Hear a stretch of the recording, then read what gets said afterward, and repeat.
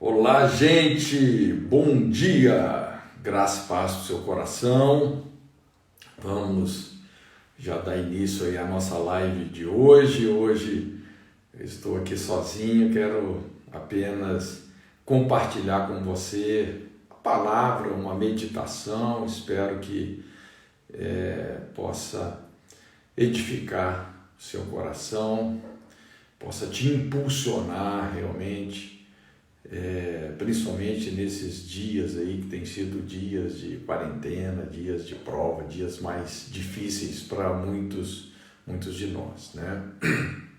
Então, só esperando aí mais um pouquinho, enquanto o pessoal está entrando, né? Espero que Deus esteja fortalecendo o seu coração durante esse tempo. Nós vamos dividir uma palavra que está aí em Lucas, no capítulo 6, a partir do verso 43, né? Aqueles que já estão entrando aí, se quiser, pode, se você quiser, né, acompanhar comigo aí na Bíblia, né? Eu quero fazer a leitura desse texto para a gente poder começar, né? Só esperando aqui mais um pouquinho, a gente dá aí uns 3 minutos pelo menos, né, para a turma poder chegar mais. Mais uma vez aí, graça e paz ao coração de todos, sejam muito bem-vindos, né? Obrigado aí por assentar nessa mesa aí comigo, que o Senhor realmente tenha misericórdia, possa nos dar do seu trigo fino, do mel que escorre da rocha, nos levar aí à sala do banquete, fortificar a nossa alma com a abundante graça que há em Cristo Jesus, né? Mas antes, vamos iniciar aqui, né? Antes da gente ler o texto que eu gostaria de ler, vamos fazer uma oração, né? Vamos colocar esse tempo diante do Senhor. Pai, muito obrigado por esse tempo, por essa oportunidade de estar juntos com todas essas pessoas aqui, Senhor, e queremos dizer sim, amém, para aquilo que o Senhor quer fazer nas nossas vidas. Queremos renovar a nossa aliança contigo, dizendo que tudo que somos, tudo que temos pertence ao Senhor, colocamos diante de Ti, que o Senhor possa nos conduzir em toda a sua verdade, Deus, e que realmente o Senhor alcance verdadeiramente os nossos corações nessa manhã. Obrigado por tudo que o Senhor já tem feito e por aquilo que o Senhor certamente ainda fará. No nome de Jesus. Amém. Amém. Bom, eu gostaria de falar com você sobre tempos de prova. E, na verdade, esse é um assunto que está sempre em pauta, né? Principalmente aí nesses dias. Mas eu vou falar isso de uma perspectiva talvez um pouco diferente, né? Quando a gente fala assim sobre prova, né? Tem muitas maneiras da gente abordar esse assunto e eu quero usar esse texto aqui que está em Lucas 6, a partir do verso 43. Eu vou dar uma lida aqui. Porque não há boa árvore que dê mau fruto, nem má árvore que dê bom fruto. Porque cada árvore se conhece pelo seu próprio fruto, pois não se colhem figos dos espinheiros, nem se vindimam uvas dos abrolhos. O homem bom, do bom tesouro do seu coração, tira o bem, e o homem mau, do mau tesouro do seu coração, tira o mal. Porque da abundância do seu coração fala a boca. E por que me chamais Senhor, Senhor, e não fazeis o que eu digo? Quer dizer, veja bem que Jesus, ele está confrontando aqui um padrão superficial de relacionamento com ele, né? Um relacionamento mais de aparência. Por que me chamais Senhor, Senhor, e não fazeis o que eu digo? E ele continua dizendo, qualquer que vem a mim e ouve as minhas palavras e as observa, eu vos mostrarei a quem é semelhante. É semelhante ao homem que edificou uma casa, cavou, abriu bem fundo, pôs os alicerces sobre a rocha, E vindo a enchente, bateu com ímpeto a corrente naquela casa e não a pôde abalar, porque estava fundada sobre a rocha. Mas o que ouve e não pratica é semelhante ao homem que edificou uma casa sobre a terra, sem alicerces, na qual bateu com ímpeto a corrente e logo caiu, e foi grande a ruína dessa casa. Então é muito interessante esse texto que Jesus está colocando aí. É interessante. A essência da redenção é restabelecer o mundo interior de cada ser humano decaído. Essa é a essência, é o propósito essencial da redenção. E Jesus, ele está tentando explicar, aqui eu diria assim, a importância do mundo interior, do homem interior, do coração, das motivações, dos alicerces. Veja bem que a conversa de Jesus aqui, ela é totalmente voltada para um mundo que está dentro de nós, um mundo que as outras pessoas não vão perceber facilmente. Então ele compara o coração a um pomar, né? Nós podemos plantar boas e más árvores. Inclusive, essa palavra coração aqui, uma das melhores traduções dela é caráter, né? A palavra para coração aqui tem muito a ver com caráter. Isso que nós estamos construindo internamente, dentro de nós. Ele também compara o coração a um solo, onde nós escondemos tesouros, né? Tesouros bons ou tesouros maus. Então veja bem, o coração pode ser um pomar, o coração pode ser um solo, o coração também aqui tem a ver com esses alicerces da casa, né? Aquilo que está enterrado, que ninguém vê, mas que na hora das provas será revelado. Então, eu sempre digo que nós somos a obra de Deus, a morada de Deus. O paradigma não é ir morar no céu, é Deus vir morar em nós. Esse é o paradigma que Jesus está tratando aqui.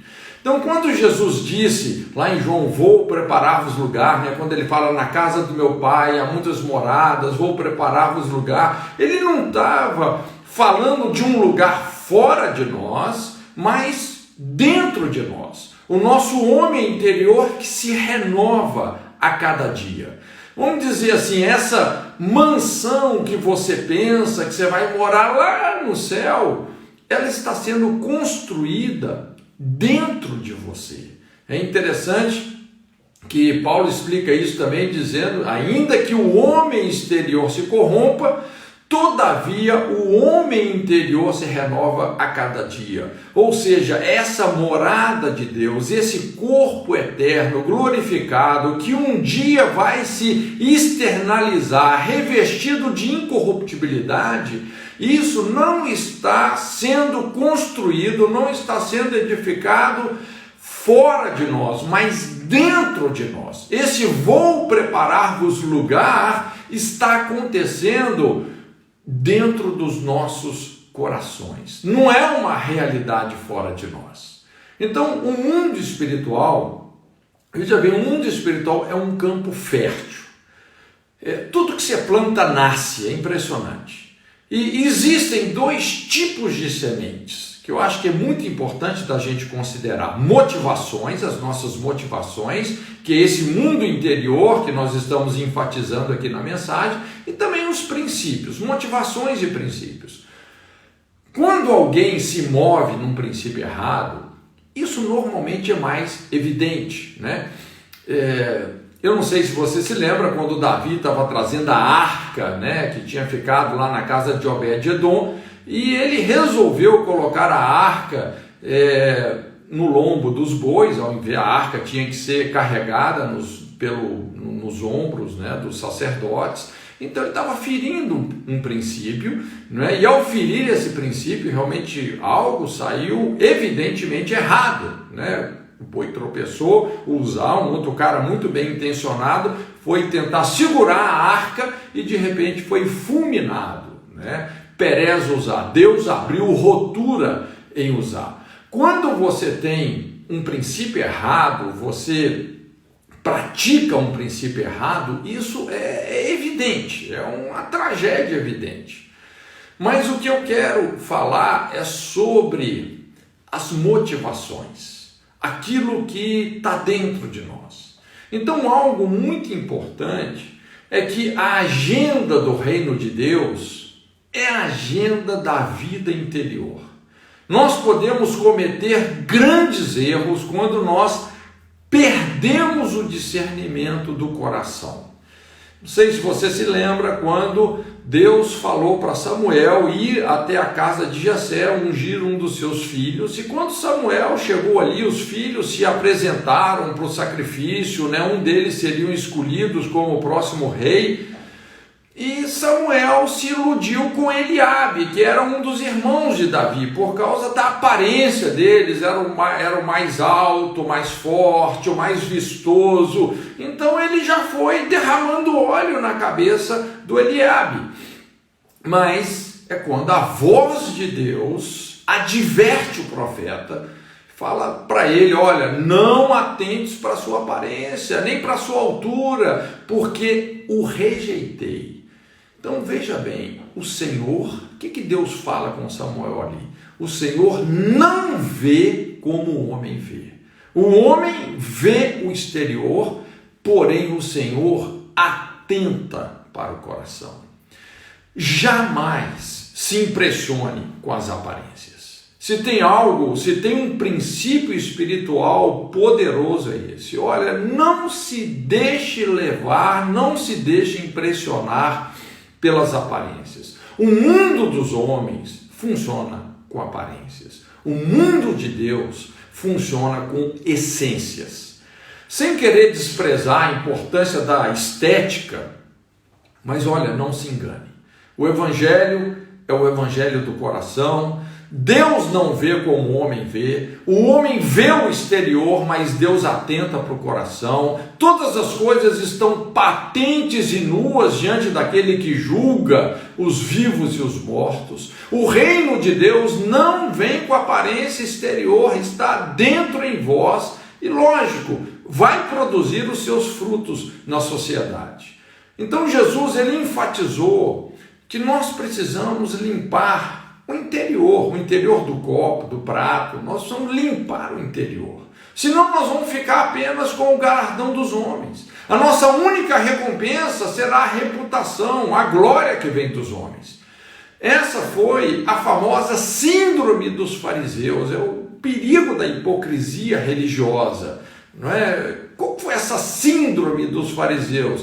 Eles compensavam a corrupção do coração com cerimonialismo religioso, esse efeito do sepulcro caiado. Normalmente, quando uma pessoa enfatiza demais um padrão externo de santidade, é bem provável que ela esteja maquiando a sua corrupção interna.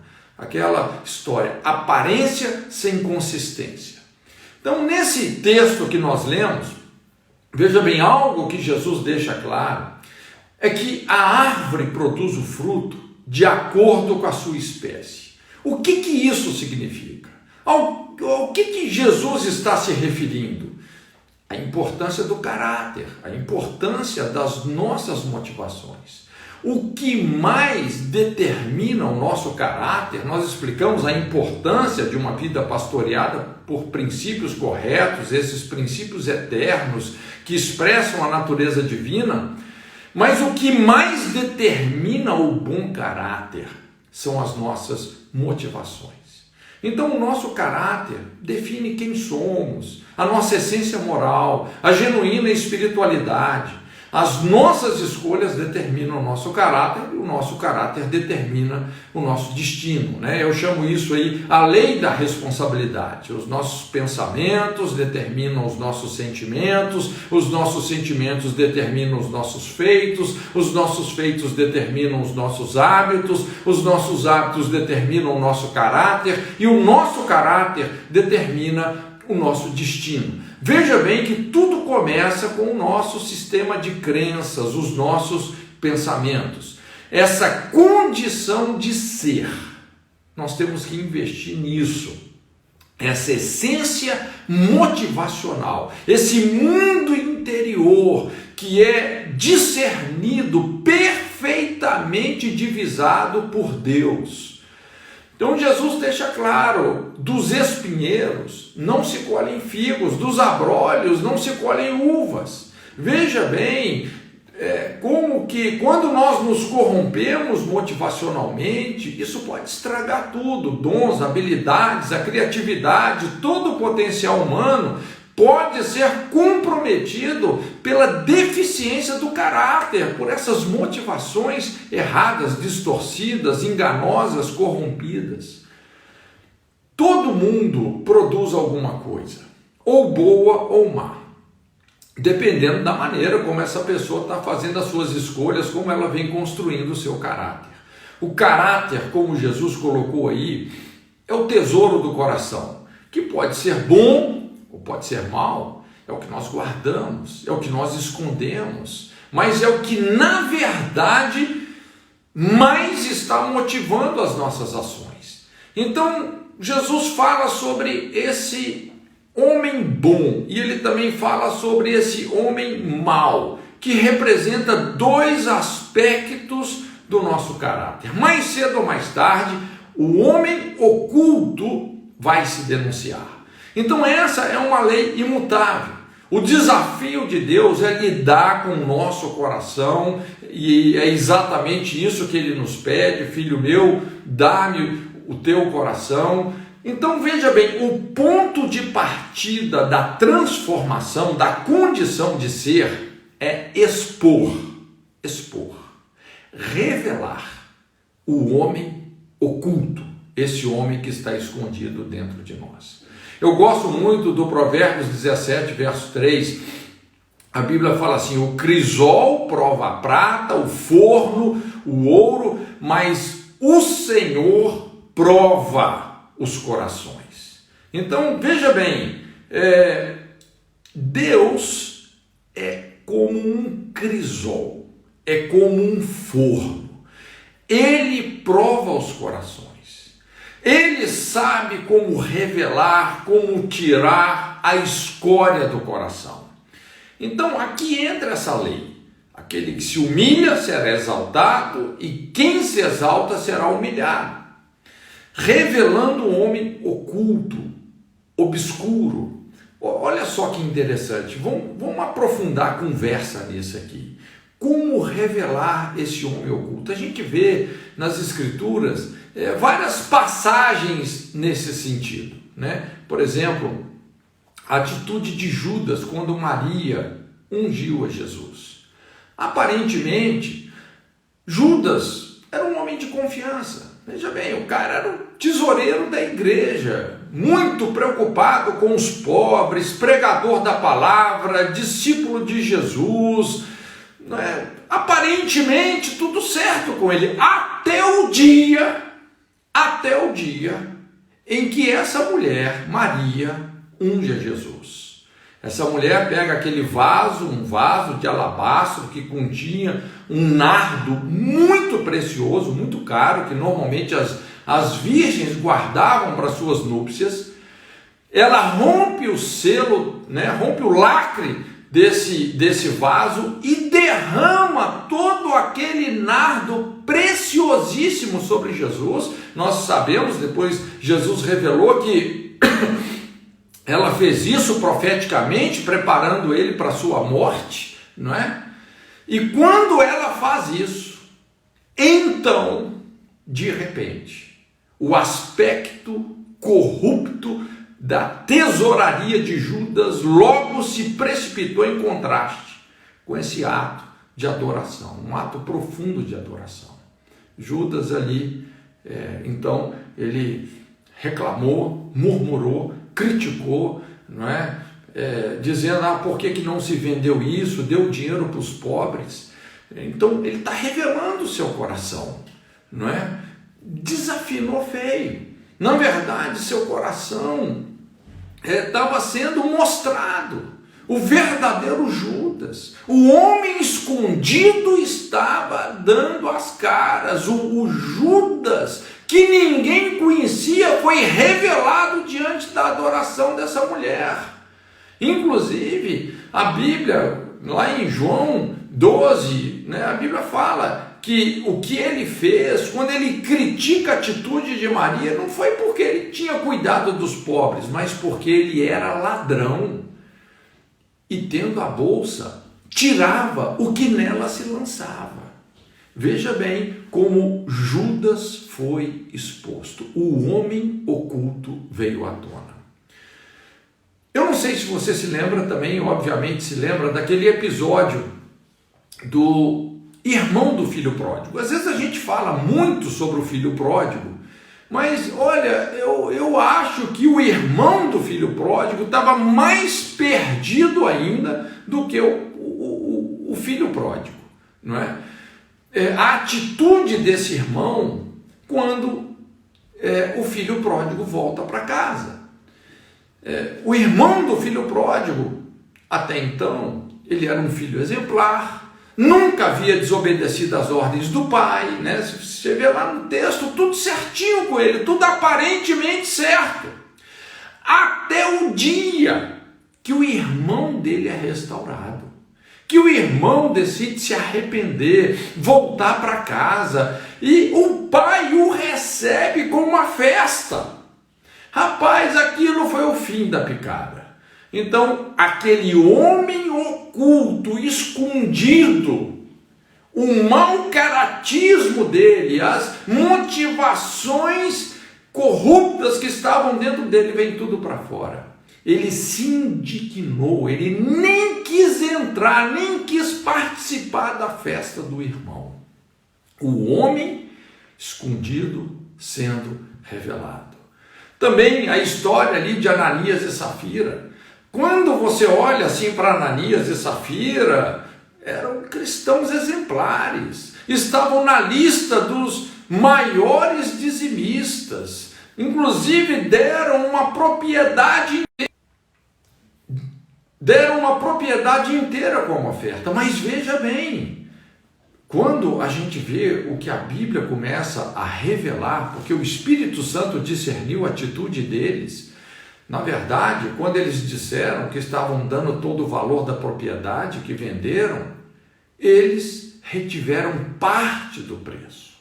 Eles queriam manipular respeito espiritual. Eles estavam dizendo que estavam dando tudo, quando na verdade não estavam dando tudo. E quando foram confrontados em relação a isso, a mentira foi maior do que a oferta. Um homem oculto foi revelado. Nós também vemos isso ali com Saul, um grande rei, ungido pelo Senhor, grandes vitórias, mas Saul sofria de inferioridade, né? A Bíblia mostra isso, como ele era pequeno aos seus olhos, tentou receber a afirmação do povo mais do que receber a afirmação divina. Ele queria uma honra monumental, inclusive mandou fazer um monumento em sua honra lá no Monte Carmelo. Então, quando depois de desobedecer a Deus, ele pediu que Samuel o honrasse perante os homens, veja bem, ele estava mais preocupado com a afirmação humana do que com a aprovação divina.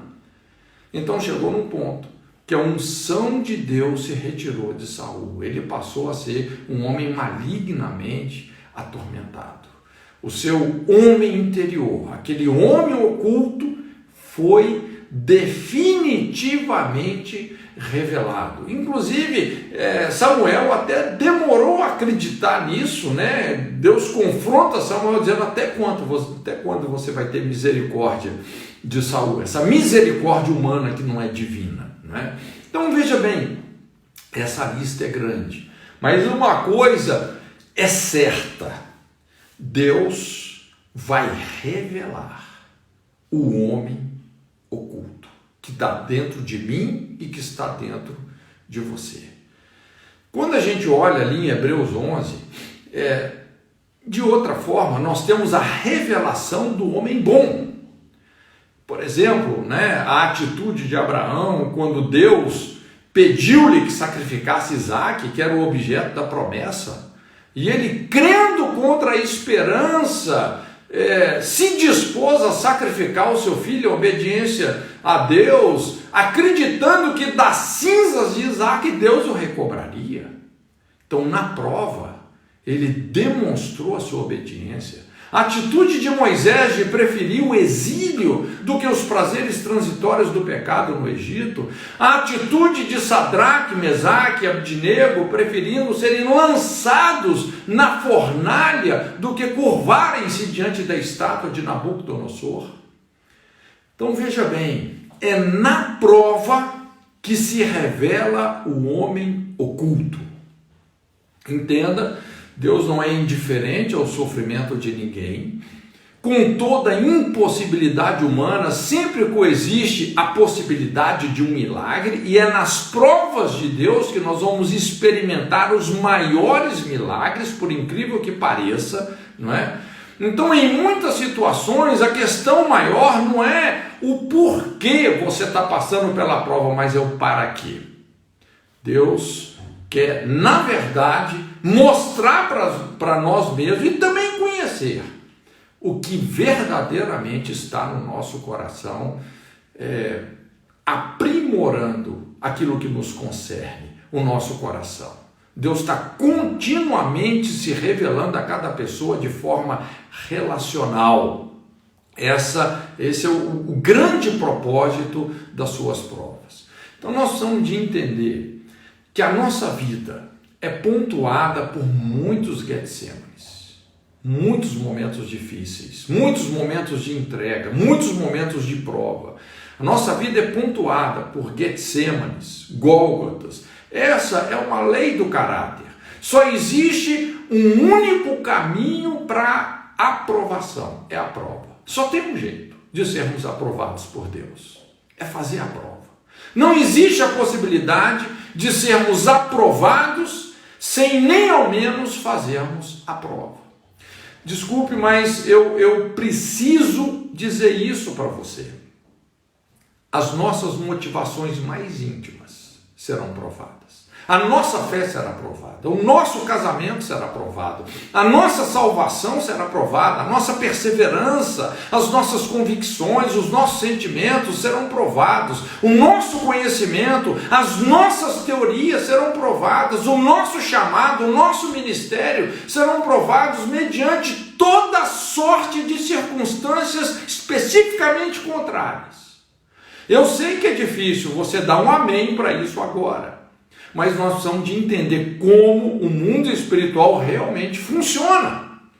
Deus nunca é superficial, banalizando as nossas falhas de caráter, as distorções da nossa personalidade. Ele nunca vai negligenciar essas fissuras das nossas hipocrisias, das nossas falsidades.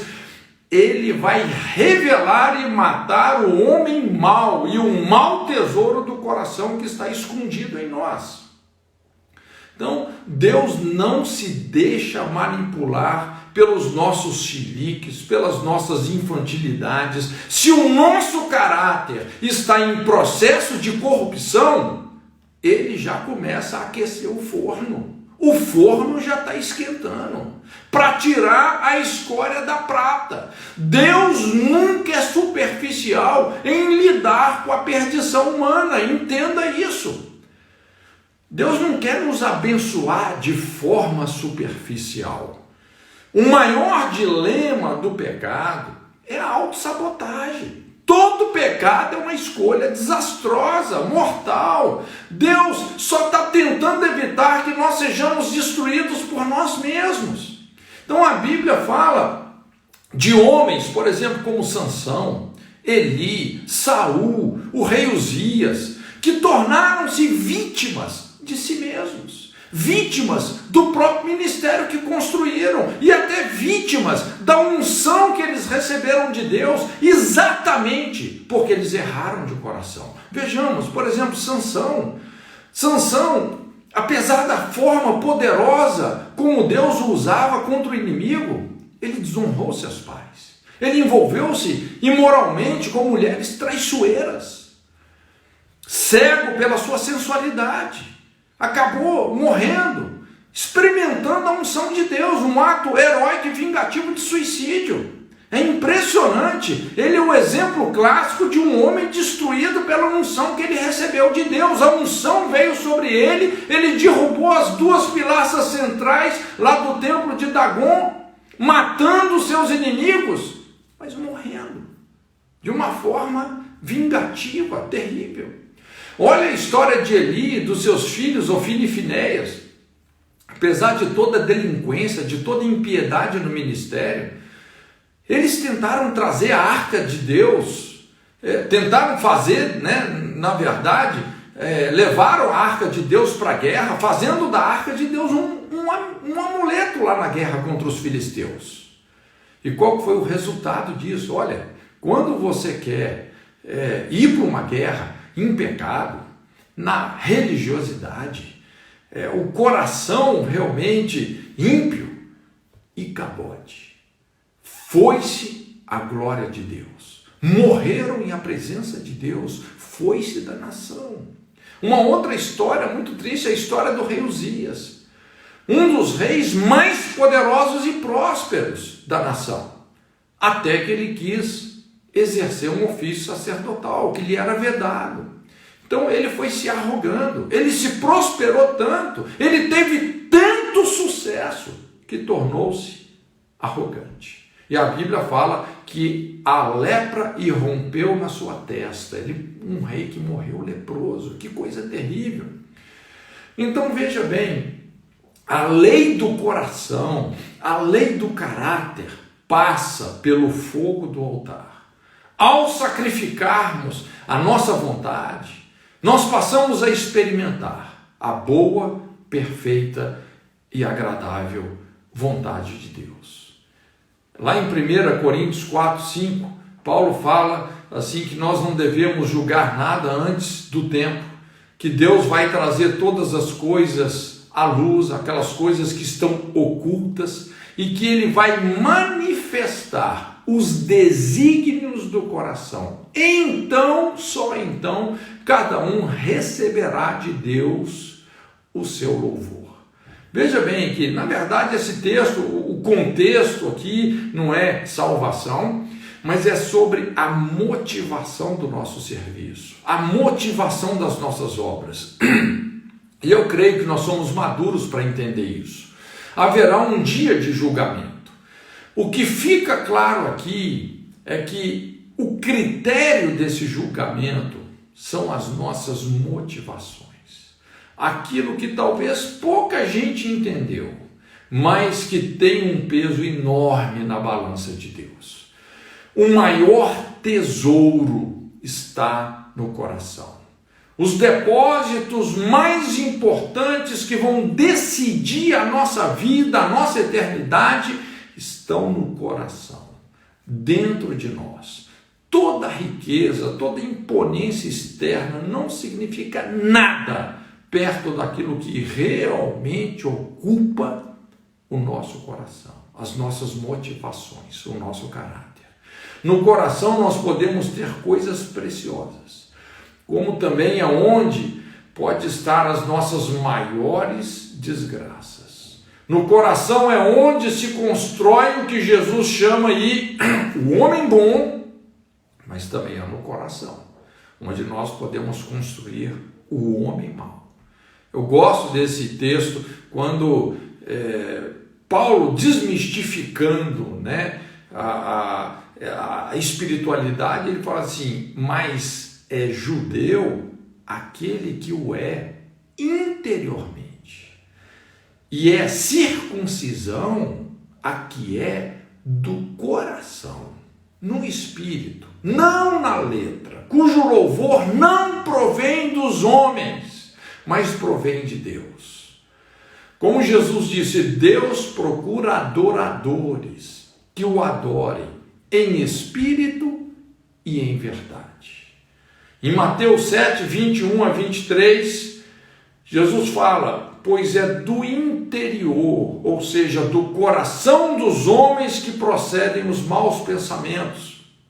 E aqui Jesus ele denuncia uma série de coisas que podem estar enterradas como um mau tesouro. Ele fala sobre as prostituições, os furtos, os homicídios, os adultérios, a cobiça, as maldades, o dolo, a libertinagem, a inveja, a blasfêmia, a soberba, a insensatez. Veja bem que todas essas coisas procedem de dentro e contaminam o homem. Então nós temos aí uma lista importante que Jesus menciona para a gente diagnosticar o nosso coração. Quando ele fala sobre cobiça, furto, inveja, o que é isso? Eu quero para mim o que te pertence. Olha, quando eu começo a querer para mim o que é seu, através da cobiça, do furto, da inveja, meu coração está errado. Ele fala sobre o orgulho. O que é o orgulho? Ou seja, eu serei adorado. Todos irão me reconhecer. Quando isso começa a motivar a minha vida, ser adorado, buscar reconhecimento humano, tem algo muito errado com o meu coração. Ele fala aqui sobre ressentimento, violência, homicídio. Ou seja, o que isso quer dizer? Fulano vai pagar por isso. Eu vou me vingar. Olha, quando essa motivação entra no nosso coração, tem algo muito errado. Ele fala aqui também sobre o dolo. O que é o dolo? O engano. Eu vou ganhar de qualquer forma. Não importa os meios. Eu vou conseguir o que eu quero.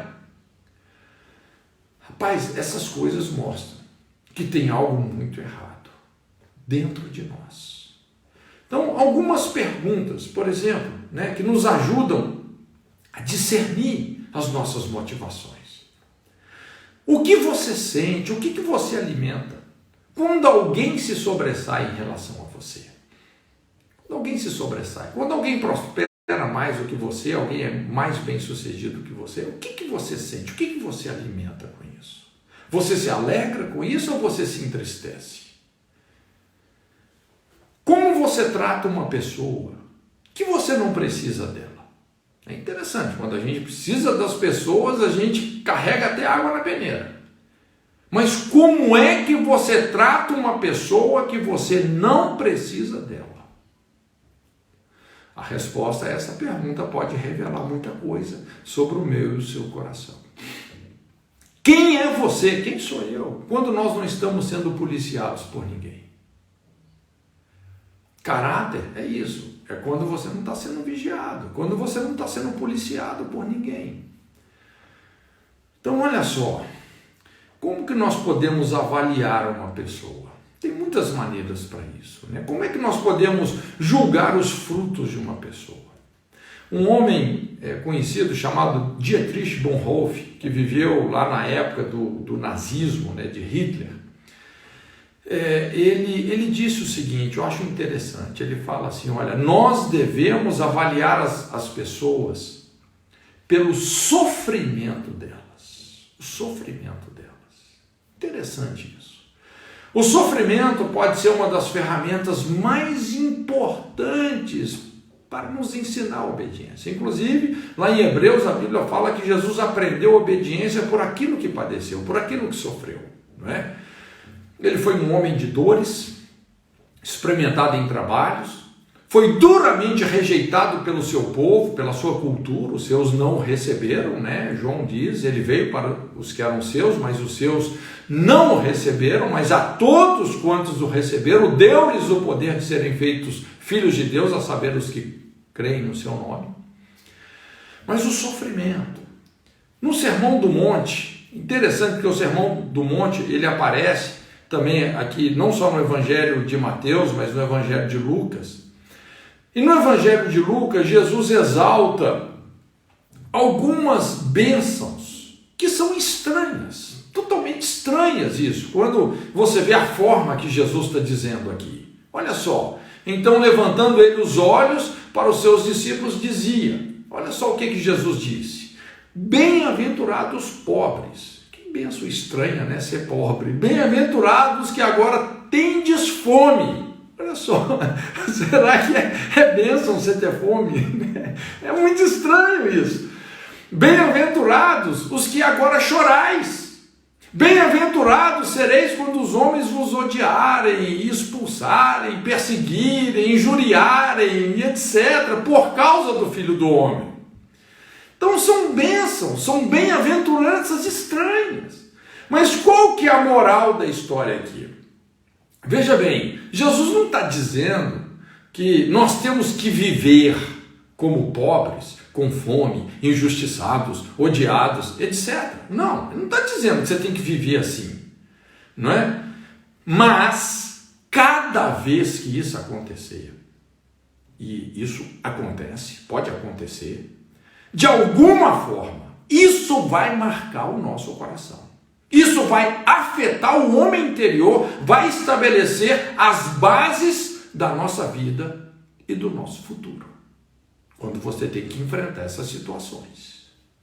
Depois, mais estranhamente ainda, Jesus adverte, olha só, lá em Lucas: mas ai de vós que sois ricos, porque já recebeis a vossa consolação. Ai de vós os que agora estáis fartos, porque tereis fome. Ai de vós os que agora rides, porque lamentareis e chorareis. Ai de vós quando todos os homens vos louvarem, porque assim faziam os seus pais aos falsos profetas. Interessante, lógico que isso tem um contexto, mas Jesus está dizendo que ele está sendo contra rico, sobre você ter fartura, sobre você rir, né? Não, a questão aqui não é a prosperidade material, mas é como você lidar com ela. Os perigos de não saber lidar com a prosperidade, ou seja, quando a prosperidade material faz você perder os valores espirituais, eternos e internos. O que adianta ganhar o mundo inteiro e perder a alma? Então é sobre isso que Jesus está falando. O perigo da falsa consolação, a consolação das riquezas. A pessoa tem tudo, mas não tem paz. O perigo da miséria espiritual, a pessoa se coloca em caminhos onde ela perde o rumo, perde o sentido da eternidade. O perigo do prazer irresponsável, né? Paulo fala sobre a tristeza segundo o mundo que opera a morte. O perigo da bajulação, de não ter amigos, mas falsos amigos, os profetas oportunistas, é isso que ele está confrontando. Então veja bem, aí vem o grande diferencial da vida. Ele começa a falar sobre um exercício de piedade, para alinhar o nosso coração com o coração de Deus. Olha, essa é uma infalível terapia do coração, do bom caráter. Então, depois de dizer essas coisas, Jesus ele fala assim: amai os vossos inimigos, fazei bem aos que vos odeiam, bendizei aos que vos maldizem. Gente, isso é tesouro puro, isso é ouro puro. Orai pelos que vos caluniam. Ao que te ferir numa face, oferece a outra. O que te houver tirado a capa, não lhe negues também a túnica. Dá a todo o que te pedir. Ao que tomar o que é seu, não reclame. Assim como você quer que os homens vos trate eles da mesma forma. Então Jesus está nos chamando a uma fisioterapia do coração. É um exercício de piedade. Quando a gente começa a praticar essas coisas, e realmente para isso a gente tem que estar crucificado com Cristo, né? Mas é interessante como isso molda o nosso caráter, né? Como Jesus está nos desafiando à condição de ser, a uma transformação profunda. E aí, naturalmente, a partir do momento que você se torna uma árvore boa, o seu comportamento, você vai produzir bons frutos. Então, só para finalizar aqui a nossa palavra, eu quero resumir tudo isso dentro de 3 perigos que podem acontecer, que podem nos acometer. Primeiro, o que eu chamo aqui o perigo da intimidade irresponsável. O que é essa intimidade irresponsável? Nós vamos à igreja, nós cantamos os hinos, nós ouvimos as mensagens e mensagens inspiradas, ofertamos, cumprimos o ritual do culto, fazemos as nossas obrigações ministeriais, mas isso não nos desafia as mudanças que nós precisamos sofrer dentro de nós. Motivações terríveis ainda frequentam o nosso coração. Então é para esse tipo de situação que Jesus está dizendo: por que me chamais Senhor, Senhor, e não fazeis o que eu vos mando?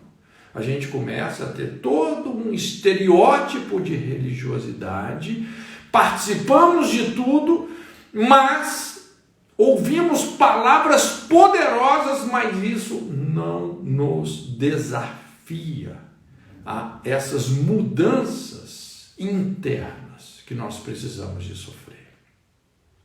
O segundo tipo de perigo é o perigo de valorizar a teologia, a filosofia, o conhecimento, as doutrinas, sem que a vida seja impactada e transformada.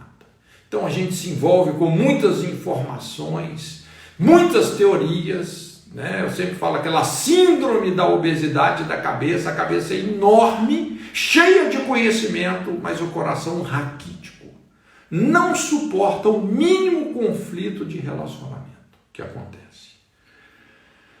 E o terceiro perigo é quando nós cuidamos com os vícios externos, mas não cuidamos do coração. Às vezes essa tendência de migrar de um vício mundano para um vício gospel. Como que isso às vezes funciona? É interessante porque quando nós chegamos no Evangelho, às vezes muitos de nós discipulamos as pessoas superficialmente, que às vezes essas pessoas estão vindo ali de práticas, né? A pessoa pratica violência, pratica imoralidade, a pessoa é viciada em drogas. Então, lógico, como é que a gente você fala, você não pode mais ser uma pessoa agressiva, você não pode mais adulterar, você não pode mais se envolver aí com droga, com crack, com cocaína, você tem que deixar essas coisas. Mas normalmente, o que acontece? Essas condutas, esses comportamentos, muitas vezes eles estão ancorados em raízes. De repente aquela pessoa foi para o mundo das drogas porque foi sistematicamente abusado na infância, ou teve uma perda existencial, né? Nunca conheceu o pai, cresceu com esse vazio existencial, com essa falta de referência, essa desproteção. Então veja bem, tem raízes, tem dores, tem situações que essa pessoa passou que está sustentando esses comportamentos. E se nós apenas discipulamos essa pessoa dizendo, você tem que parar com esse comportamento, mas você não lida com essas raízes, então a pessoa acaba deixando esses comportamentos, mas como aquela dor está lá, então ela começa a agregar agora um vício gospel. De repente, ela entra aí no mundo da teologia, inclusive, desenvolve até teologias para respaldar as motivações erradas dela. Ou se refugia no louvor, se refugia no ministério, se refugia em missões, se refugia em qualquer lugar. Mas a dor que nunca foi crucificada continua lá no íntimo dela. Cuidamos dos vícios externos, mas não cuidamos do coração. Migramos de um vício mundano para um vício gospel. Então veja bem, a grande lição para a gente terminar. O caminho do sucesso, do verdadeiro sucesso, não é uma estratégia, uma pessoa. Não está fora de nós, mas depende do coração. Jesus terminou a sua vida dizendo assim, Pai, cumpri a sua vontade. Tudo aquilo que o Senhor esperava que eu fizesse, eu fiz. Tudo aquilo que o Senhor esperava que eu fosse, eu fui. Está consumado. Está consumado. Na verdade, toda receita de sucesso é um peso, é um fardo. Eu não estou aqui para te dar uma receita de sucesso, não. Isso é um fardo.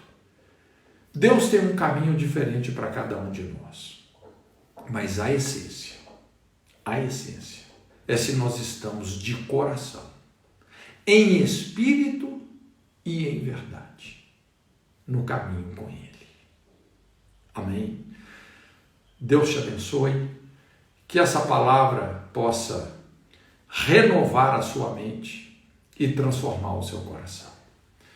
Vamos orar agora, né? Onde você está aí, por favor, curva a sua cabeça, né? Vamos terminar aqui com uma oração. Pai, muito obrigado pela sua presença aqui conosco.